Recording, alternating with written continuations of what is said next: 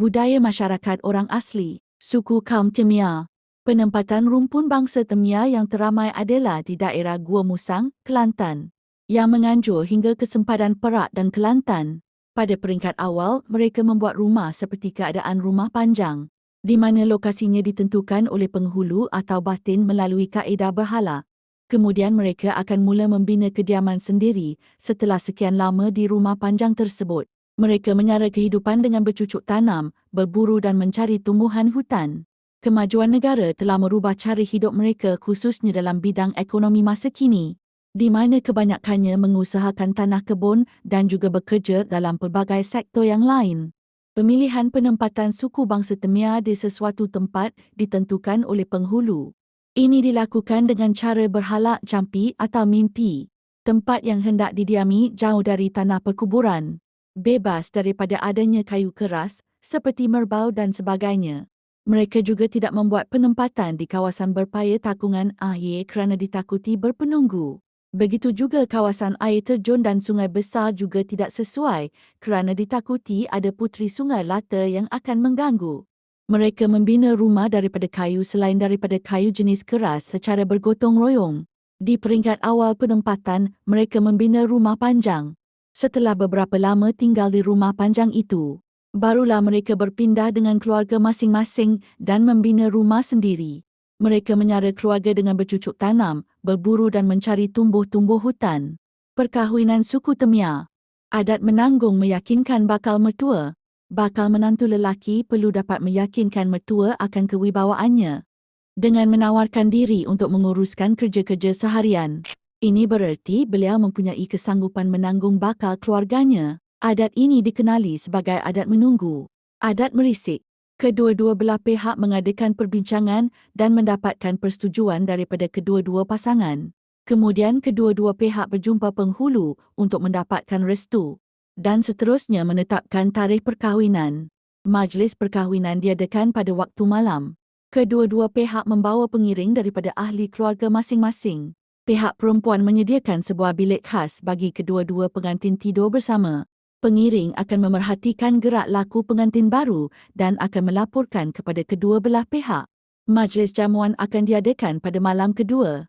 Pada malam itu juga, mereka membakar kemenyan dan menabur berteh, agar rumah tangga yang dibina sentiasa bahagia dan dijauhi daripada penyakit serta perkahwinan ini juga direstui oleh penduduk kampung. Majlis ini kebiasaannya akan diikuti dengan tarian sewang di dewan tempat khas yang disediakan. Kepercayaan suku Temia. Kari atau engku. Ia dipercayai makhluk yang besar dan berkuasa yang tinggal di angkasa. Kari akan marah dengan menurunkan bala jika mereka melanggar pantang dan melakukan perbuatan keji. Penunggu.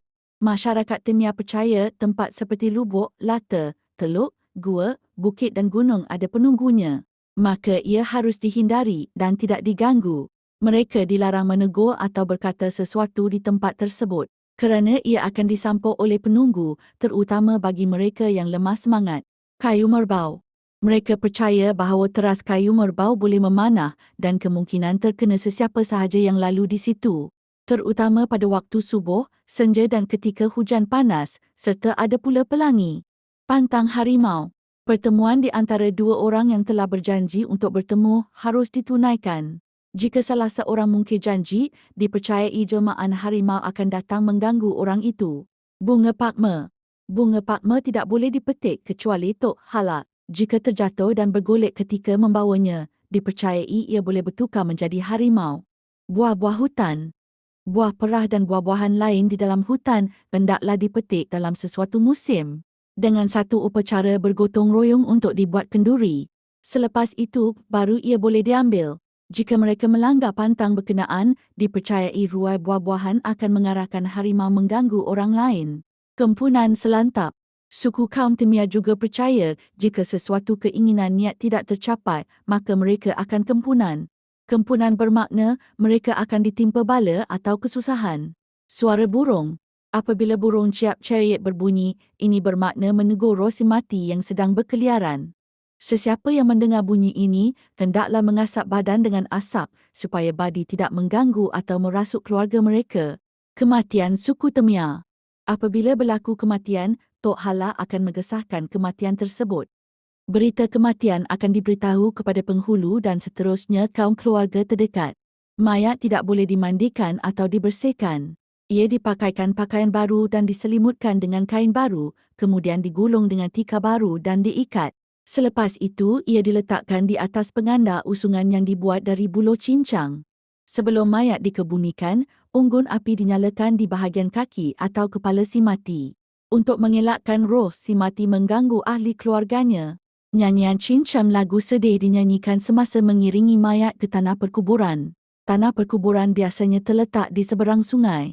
Untuk mengelakkan hantu yang membawa kematian balik, liang dikorek lebih kurang sedalam 2 meter. Semua harta kepunyaan si mati akan ditanam bersama-sama mayat, sementara barang-barang lama dan rumahnya dibakar. Sekiranya Tok Hala meninggal dunia, mayatnya tidak terus ditanam, sebaliknya diletakkan di dalam bilik khas di rumahnya. Kaum keluarganya akan menyalakan unggun api di bawah rumah tersebut selama 7 hari untuk mengelakkan mayat daripada diganggu oleh binatang buas. Kaum keluarga akan berpindah ke tempat baru. Dalam tempoh berkabung selama 40 hari, semua aktiviti dalam bentuk hiburan diharamkan. Setelah selesai berkabung, barulah majlis kenduri diadakan. Acara buka pantang. Setelah tamat tempoh pantang selama 40 hari, diadakan pula acara buka pantang kematian. 3 hari sebelum upacara ini dijalankan, kaum keluarga dijemput berkumpul semula. Dengan tujuan untuk mengumpulkan bahan makanan bagi majlis kenduri. Mereka dibahagikan kepada 2 kumpulan. Kumpulan pertama menguruskan penyediaan makanan dan kumpulan kedua menyediakan tempat bersewang.